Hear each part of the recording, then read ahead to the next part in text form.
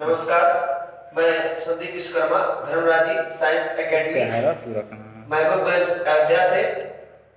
आज जो है मैं क्लास 11 में जो है रसायन विज्ञान की क्लास लेने जा रहा हूँ, जिसमें मैं आप सभी बच्चों को इलेक्ट्रॉनिक विन्यास के बारे में बताऊंगा।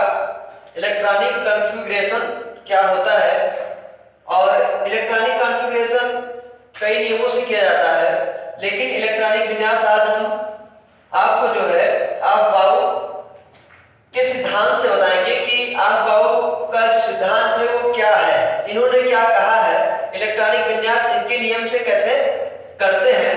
तो हम जानते हैं कि 4 ऑर्बिटल होते हैं s p d f, और इन्होंने ये कहा था इलेक्ट्रॉनिक विन्यास का जो सिद्धांत दिया उसमें इन्होंने सिर्फ ये कहा है कि जो इलेक्ट्रॉन है वो ऑर्बिटलों में ऊर्जा के बढ़ते क्रम में प्रवेश करते हैं। क्या ये सही है? हम चेक करते हैं। ये कह रहे हैं कि इलेक्ट्रॉन जो है ऑर्बिटल में ऊर्जा के बढ़ते क्रम में प्रवेश करते हैं। जब हम यहाँ से प्रारंभ करेंगे, इन्होंने जो सिद्धांत दिया है हम यहाँ देख रहे हैं कि इलेक्ट्रॉन यहाँ से शुरू हम मान लीजिए और पहला ऑर्बिटल मिलता है हमको 1s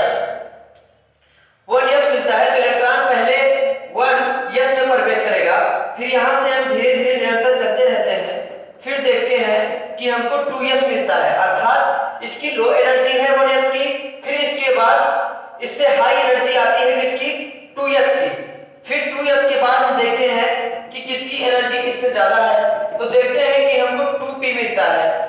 तो अर्थात इसकी एनर्जी जो है इससे 2p से कम है, अर्थात 2p की ज्यादा हुई। फिर 2p के बाद हम देखते हैं 3s आता है, 3s इसके बाद हम चलते हैं तो देखते हैं कि 3p आता है, अर्थात इसकी एनर्जी ज्यादा हुई। अब इसके बाद जो है 4s की एनर्जी होगी ऑर्बिटल की, फिर इसके बाद जो है 3d ऑर्बिटल की एनर्जी ज्यादा होगी, फिर 4p की, फिर 5s की। अर्थात हमको एक जो है लाइनर इक्वेशन टाइप मिल रहा है, जिसमें हम देख सकते हैं कि 1s 2s 2p 3s 3p 4s 3d 4p 5s। इस प्रकार इलेक्ट्रॉन जो है ऊर्जा के बढ़ते क्रम में प्रवेश कर रहे हैं। अब हम ध्यान देते हैं कि इलेक्ट्रॉनिक इनके नियमों से जो है कैसे किए जाते हैं। तो हम ले रहे हैं सोडियम को। सोडियम का परमाणु क्रमांक है 11। तो आपने देखा कि पहले 1s आया, तो पहले 1s में हम भरेंगे तो s में अधिकतम जो है 2 इलेक्ट्रॉन भर सकते हैं, और p में अधिकतम 6 इलेक्ट्रॉन, और d में अधिकतम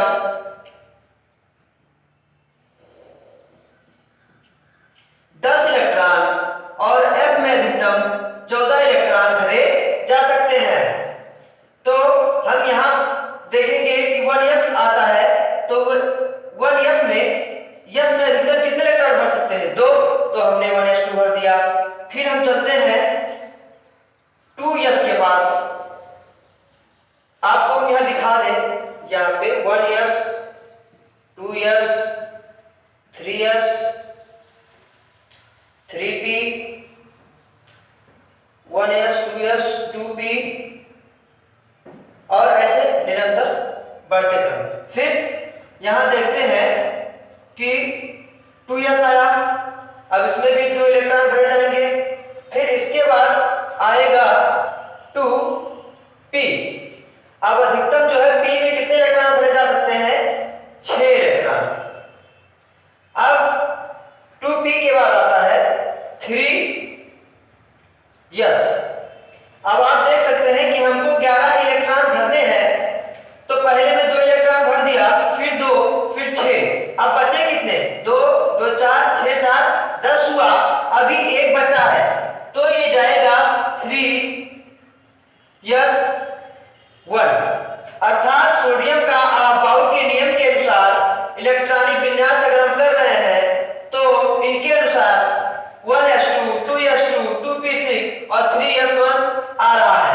अर्थात यहां से हमें एक और ज्ञान भी मिलता है कि जो सारणी है सारणी में जो है जो सोडियम है वो किस ब्लॉक में है, अर्थात इसका लास्ट इलेक्ट्रॉन यस में जाता है, तो हम जान जाएंगे कि सोडियम किस ब्लॉक का तत्व है। तो आप बता सकते हैं कि सोडियम यस ब्लॉक का तत्व है, अर्थात जिस लास्ट ऑर्बिटल में जाएगा तो बता देगा कि किस ब्लॉक का तत्व है। अब हम चलते हैं दूसरा कोई करते हैं, लेते हैं एल्यूमिनियम। इसका परमाणु क्रमांक 13 होता है। हम पुनः चलते हैं 1s2 2s2, अब क्या आता है 2p आता है, तो 2p6।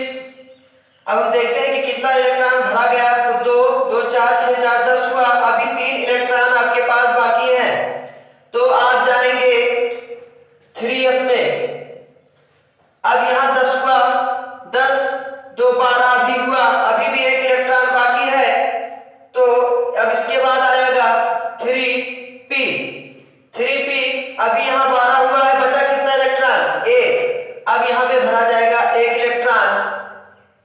अब देखेंगे टोटल करेंगे तो 2 2 4 6 4 10 2 12 1 13, अर्थात जो है लास्ट इलेक्ट्रॉन किस ऑर्बिटल में भरा जा रहा है p, अर्थात जो है हम ये कह सकते हैं कि ये किस ब्लॉक का तत्व है, एल्यूमिनियम।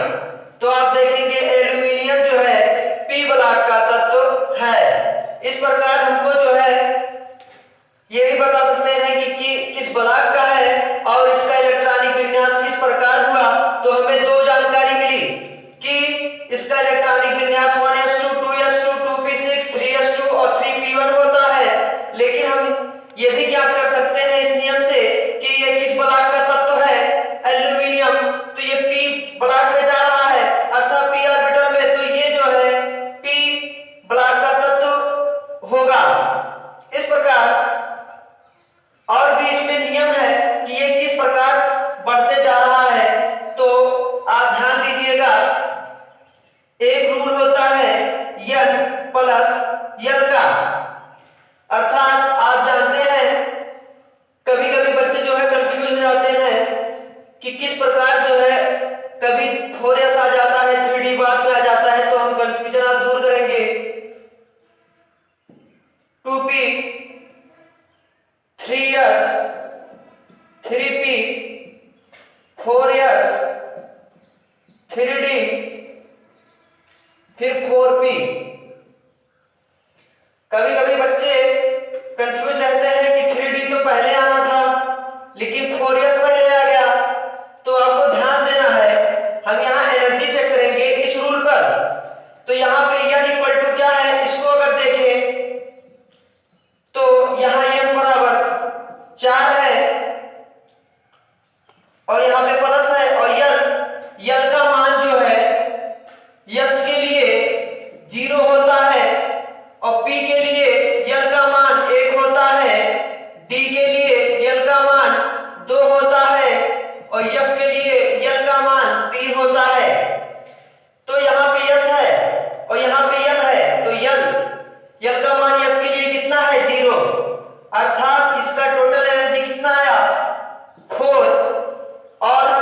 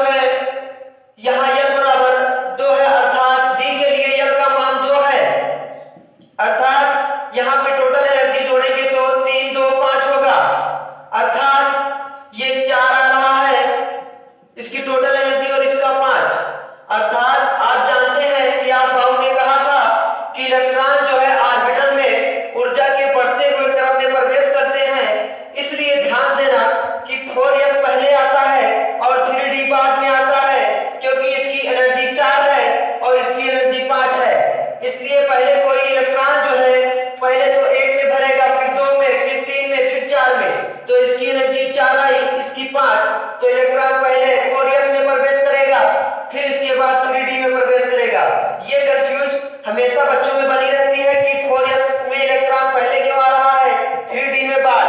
तो ये आप समझ गए होंगे कि n प्लस l के मान के अनुसार जो है इलेक्ट्रॉन ऊर्जा के बढ़ते हुए क्रम में प्रवेश करते हैं।